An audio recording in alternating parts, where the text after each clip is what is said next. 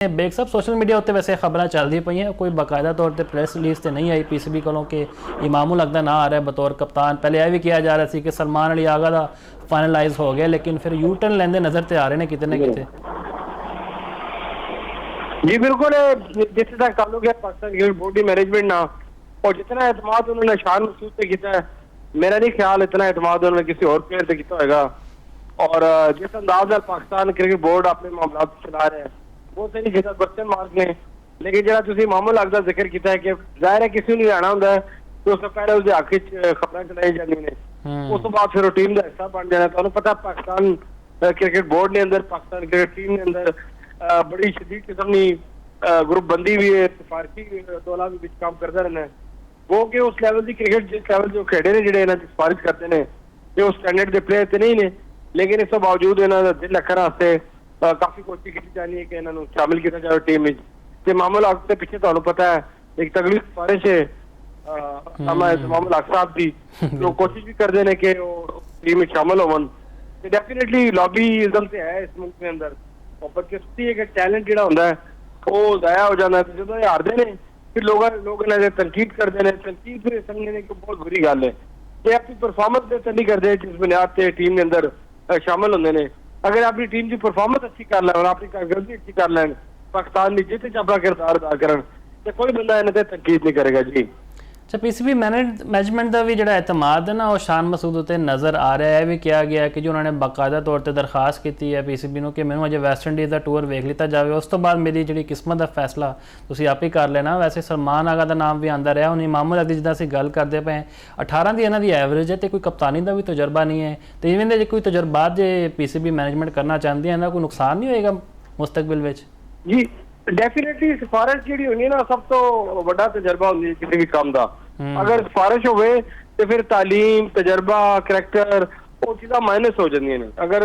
सिफारिश नहीं है तो तुहाडे को खूबियां भी हैं, बहुत सारे टैलेंटेड लोग होंगे ने जिहड़े बेचारे दरबदर ही रहंदे ने, लेकिन एक अल्लाह ताला की जस्टिफिकेशन की अदालत है। जिहड़ा अल्लाह ताला किसी को इज्जत देना चाहे, इज्जत अफजाई करना चाहे तो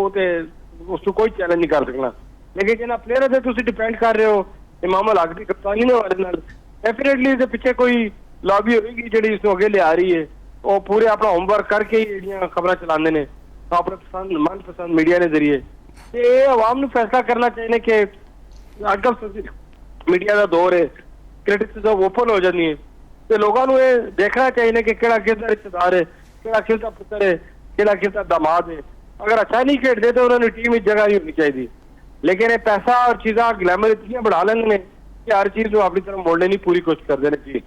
बिल्कुल जी, जोड़ा भी कप्तान आए असी तो उम्मीद करते हैं कि पाकिस्तान की परफॉर्मेंस भी सानू खास तौर पर बेहतरीन नज़र आए। तो यह तो जरा क्रिकेट की गल करते पे फुटबॉल की गल करते हैं जी। आलमी मेला जारी है तो कल जर्मनी थानू पता है साबिक आलमी चैंपियन बाहर हो चुकी है, तो पैरागुए वर्गी छोटी टीम ने उन्होंने आउट क्लास किया, वो भी पेनल्टीज उत्ते। पहला तो मैच 1-1 तो बराबर रहा। इस अलावा बड़ा वड्डा मैच आ रहा 3 जुलाई को पुर्तगाल तो क्रोशिया का। जी टीम जीतेगी वो राउंड ऑफ 16 च जाएगी तो जी हारेगी वो वापसी का टिकट कटाएगी। तो कल के मैचेस तुसीं इंजॉय कितने ने बेग साहब? फिर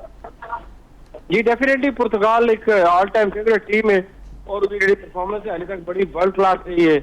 और अपना बेस्ट परफॉर्म करेंगे। क्रोएशिया को के कंपैरेटिवली बराबर की टीम है, लेकिन पुर्तगाल ने हाई पे बहुत ज्यादा हाई हुई है। उसकी बड़ी वजह ये कि रोनाल्डो अपनी फुल परफॉर्मेंस ने वो अपना वर्ल्ड रिकॉर्ड भी कायम करने की कोशिश करेंगे और अपनी टीम जितनी अपना किरदार भी अदा करेंगे। फुटबॉल में फीवर है दुनिया भर जो बहुत पॉपुलर है, लेकिन पाकिस्तान की बदकिस्मती है कि पाकिस्तान ने उसाए क्रिकेट जी 13-14 मुल्क खेड़ी जानी है, उस अलावा इसे फोकस ही किया जाना। लेकिन जी मौजूदा मैनेजमेंट है ये काफी कॉन्शियस है इस हवाले ना लोग काफी काम भी कर रही है। तो मैं मेरी ये भी ख्वाहिश है कि पाकिस्तान भी दुनिया के अंदर फुटबॉल अपना नाम पैदा करे। और पुर्तगाल ना क्रोएशिया का मैच है उस हवाले जो फारत खान है इस्लामाबाद उसे खसूसी इंतजाम किए गए हैं। डिफरेंट ममालिक के सफरा उत्थे बुलाया जाएगा ਜਿਹੜੇ मैच देखेंगे और अपनी टीमों को पक्का करेंगे जी। पाकिस्तान की टीम क्यों इन्ना पीछे दुनिया तो? असी जो फीफा के मैचेस वेखते हैं बड़ा दुख होता है कि यार असी हालांकि साड़ी देख लो 25 करोड़ आबादी है, फुटबॉल फेडरेशन फीफा बजट भी देंदा है, फंड्स आते हैं, लेकिन फिर भी असी कोई खिलाड़ियों उत्ते पैसे लगते नज़र नहीं आते, ना को साडे कोल कोई खास इंफ्रास्ट्रक्चर मौजूद है। यही वजह है कि असी अज पिछे बाकियों तो। जी 15 ਸਾਲ ਤੇ ਫੁੱਟਬਾਲ ਫੈਡਰੇਸ਼ਨ ਜਿਹੜੀ ਖੁਦ ਫੁੱਟਬਾਲ ਬਣੀ ਰਹੀ ਹੈ ਕਦੇ ਕੌਣ ਸਦਰ ਬਣ ਜਾਂਦਾ ਕਦੇ ਕੌਣ ਤੇ ਅਗਰ ਪ੍ਰੋਫੈਸ਼ਨਲ ਲੋਕ ਨਹੀਂ ਆਣਗੇ ਵਿੱਚ ਫੀਫਾ ਪੈਸੇ ਦਿੰਦਾ ਹੈ AFC ਪੈਸੇ ਦਿੰਦੀ ਹੈ ਇਹਨਾਂ ਨੂੰ ਬਹੁਤ ਸਾਰੇ ਔਰ ਇਹਨਾਂ ਨੂੰ ਬਜਟ ਦਾ ਵੀ ਕੋਈ ਇਸ਼ੂ ਨਹੀਂ ਹੈ ਗੋਲ ਪ੍ਰੋਜੈਕਟ ਸ਼ੁਰੂ ਕੀਤੇ ਜਾਂਦੇ ਨੇ ਇੰਟਰਨੈਸ਼ਨਲ ਵਿਜ਼ਿਟ ਬਹੁਤ ਜ਼ਿਆਦਾ ਨੇ ਟ੍ਰੇਨਿੰਗ ਟੂਰ ਵੀ ਕਾਫੀ ਸਾਰੇ ਹੁੰਦੇ ਨੇ ਲੇਕਿਨ ਜਿਹੜਾ ਸਟੈਂਡਰਡ ਹੈ ਪਾਕਿਸਤਾਨ ਦੇ ਫੁੱਟਬਾਲ ਨਾਲ ਤਾਂ ਬਿਹਤਰ ਹੋਏਗਾ ਕਿ ਜਿਹੜੇ ਤੁਹਾਡੇ ਏਰੀਆ ਦੇ ਜਿੱਥੇ ਜ਼ਿਆਦਾ ਫੁੱਟਬਾਲ ਪਪੂਲਰ ਹੈ ਉੱਥੇ ਇਸ ਖੇਡ ਨੂੰ ਆਮ ਕੀਤਾ ਜਾਵੇ ਜਿਸ ਤਰ੍ਹਾਂ ਲਿਆਰੀ ਹੈ ਖਾਰਾਦਾਰ ਹੈ ਔਰ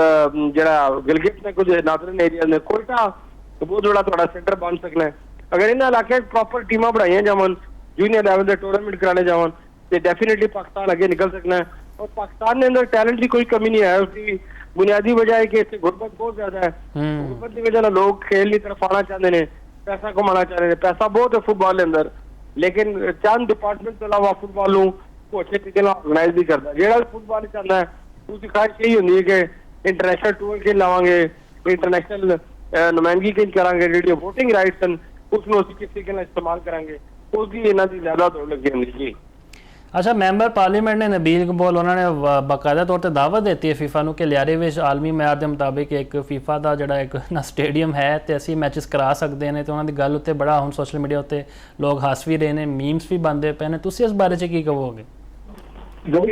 सर ये उसमें जो बड़ी वजह है कि पीपल्स फुटबॉल ग्राउंड है उत्थे कराची वो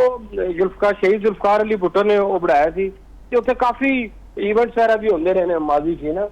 ते मुस्तकबिल में जिस ताल्लुक है फीफा अगर उत्थे अपना गोल प्रोजेक्ट लावे कि डेफिनेटली जो फुटबॉल है वो पॉपुलर होएगा बल्कि लड़कियों को भी अच्छे रोजगार के भी मौके मिलेंगे जी ਤੇ ਅਸੀਂ ਇਹ ਵੀ ਵੇਖਦੇ ਹਾਂ ਕਿ ਪੰਜਾਬ ਵਿੱਚ ਜ਼ਿਆਦਾ ਕੋਈ ਫੀਫਾ ਜਾਂ ਕੋਈ ਫੁੱਟਬਾਲ ਦੇ ਫੈਨਸ ਨਜ਼ਰ ਨਹੀਂ ਆਉਂਦੇ ਜਾਂ ਆਉਂਦੇ ਵੀ ਨੇ ਲੇਕਿਨ ਵਿਚਾਰੇ ਪਿੱਛੇ ਰਹਿ ਜਾਂਦੇ ਮਾਲੀ ਵਜੂਹਾਤ ਦੀ ਵਜ੍ਹਾ ਤੋਂ ਲਿਆਰੀ ਵਿੱਚ ਜ਼ਿਆਦਾ ਟੈਲੈਂਟ ਕਿਉਂ ਹੈਗਾ ਬਜਾਏ ਅਸੀਂ ਦੀਗਰ ਹਿੱਸਿਆਂ ਦੀ ਗੱਲ ਕਰਦੇ ਹਾਂ एक एनवायरमेंट होनी है किसी खेल नहीं ना अगर लियारी ने अगर गल की जाए पश्चिमी नहीं गल की जाए जोब नहीं गल की जाए या पेशावर ने कुछ एरियाज में जिससे गल की जाए फुटबॉल नहीं तो बड़े क्रेजी ने फुटबॉल ने काफी प्लेयर तो उत्थों नजर आएंगे उत्थे दी एनवायरमेंट ऐसी है बॉडी स्ट्रक्चर उन्होंने ऐसा है कि फिजिकली वो बहुत अच्छे फुटबॉल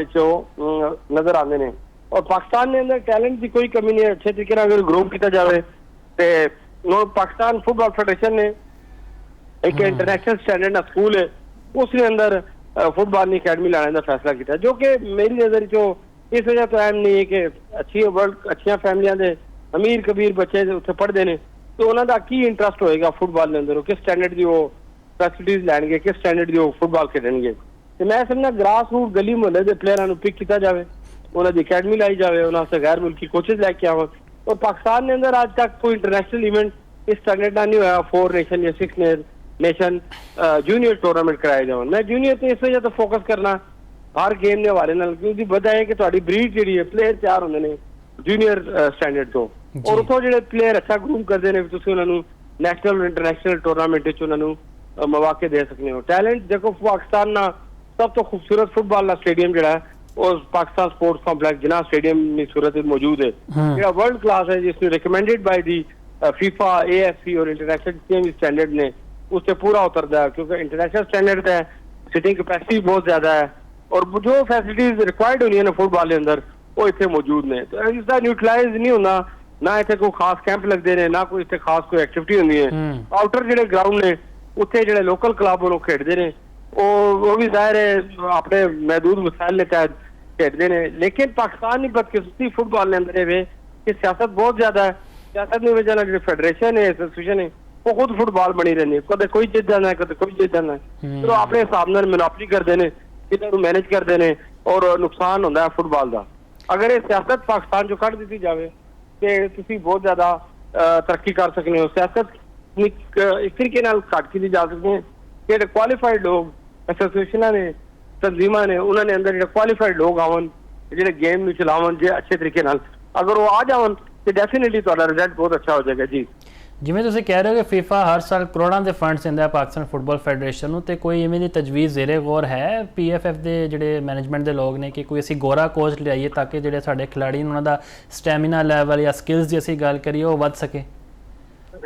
देखो जी वो जो पैसे देंगे ने ना वो उसकी मॉनिटरिंग इस तरीके ਨਾਲ ਕਰਦੇ ਨੇ ਆਪਣਾ ਜਿਹੜਾ ਕੁਆਲੀਫਾਈਡ ਕੋਚ ਹੁੰਦਾ ਹੈ AFC ਨਾਲ ਜੀ ਉਹ ਆਪਣਾ ਬੰਦਾ ਇੱਥੇ ਨਾਮਜ਼ਦ ਕਰਦੇ ਨੇ ਟੈਕਨੀਕਲ ਅਫੀਸਰ ਵਿੱਚ ਹੀ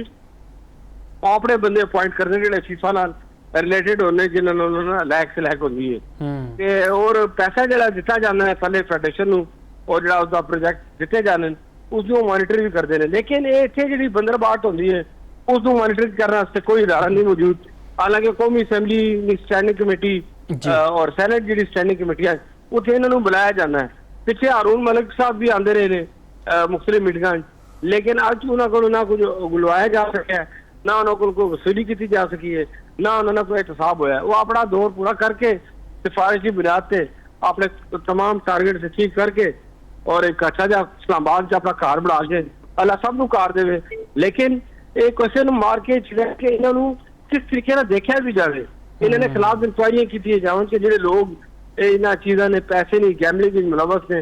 ये हर वक्त गल्लां करदे ने कि फलां चीज़ बड़ी करप्शन है बहुत चीज़ां जिहड़ियां चीज़ां रिपोर्ट होईयां ने जिहड़ियां चीज़ां नज़र आ रही ने जिहड़ियां चीज़ां स्टैंडिंग कमेटी जिक्र होईयां उन्हां नूं मॉनिटर कीता जावे उन्हां ते एक्शन लिता जावे और कानूनी कार्रवाई की जाए ना उन्होंने बंदियां के खिलाफ जो मुल्क की बदनामी का बायस बनते हैं जो करप्शन का बायस बनते हैं और जो मिस हैंडलिंग करते हैं